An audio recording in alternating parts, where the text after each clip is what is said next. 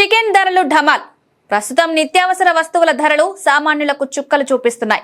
నూనెలు, పప్పులు, ఉప్పుల ధరలు కొండెక్కి కూర్చున్నాయి. కూరగాయల ధరలు కూడా బెంబేలెత్తుతున్నాయి. ఉల్లి 100కు 2 కిలోలు విక్రయిస్తుండగా టమాటా కేజీ 30 వరకు పలుకుతోంది.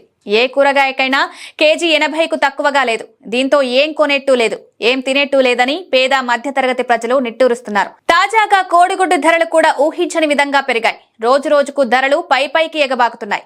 ప్రస్తుతం హోల్సేల్ మార్కెట్లో ఒక్కో గుడ్డు ధర 6 రూపాయల వరకు పలుకుతుండగా రిటైల్ మార్కెట్లో 7 నుంచి 8 వరకు పలుకుతోంది. బహిరంగ మార్కెట్లో డజన్ గుడ్ల ధర 80 నుంచి 92 రూపాయల వరకు పలుకుతోంది. పెరిగిన ధరలతో కోడిగుడ్డు కొనాలన్నా తినాలన్నా సామాన్య మధ్యతరగతి ప్రజలు ఆలోచించాల్సిన పరిస్థితి.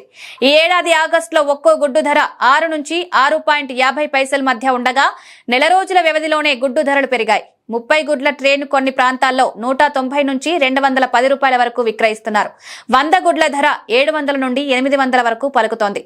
దీంతో సామాన్య ప్రజలు కొనలేక తినలేక ఇబ్బందులు పడుతున్నారు. కాగా ప్రస్తుతం కేజీ చికెన్ 180 రూపాయల వరకు పలుకుతుండగా ట్రే గుడ్ల కన్నా కేజీ చికెన్ చీప్ అని సామాన్యులు అంటున్నారు. గుడ్డు పెరగడానికి కారణాలు ప్రతి ఏడాది డిసెంబర్ నెలలో కోడిగుడ్ల ధర పెరుగుతుందని మార్కెట్లో నిపుణుల వ్యాపారులు చెప్తున్నారు. ప్రస్తుతం చలి తీవ్రత పెరగడంతో నార్త్ ఇండియాలో కోడిగుడ్లకు డిమాండ్ ఎక్కువగా ఉంటుందన్నారు. ప్రోటీన్ కోసం చాలా మంది గుడ్లు తీసుకుంటారని అంటున్నారు.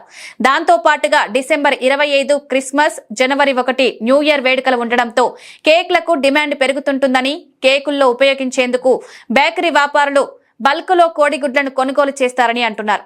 దాంతో మార్కెట్కు కోడిగుడ్ల సప్లై తగ్గిపోయి ధర అమాంతం పెరుగుతుందని చెప్తున్నారు. జనవరి చివరి వారం, ఫిబ్రవరి కల్లా ధరలు మళ్లీ సాధారణ స్థితికి చేరుకుంటాయని వ్యాపారులు వెల్లడించారు.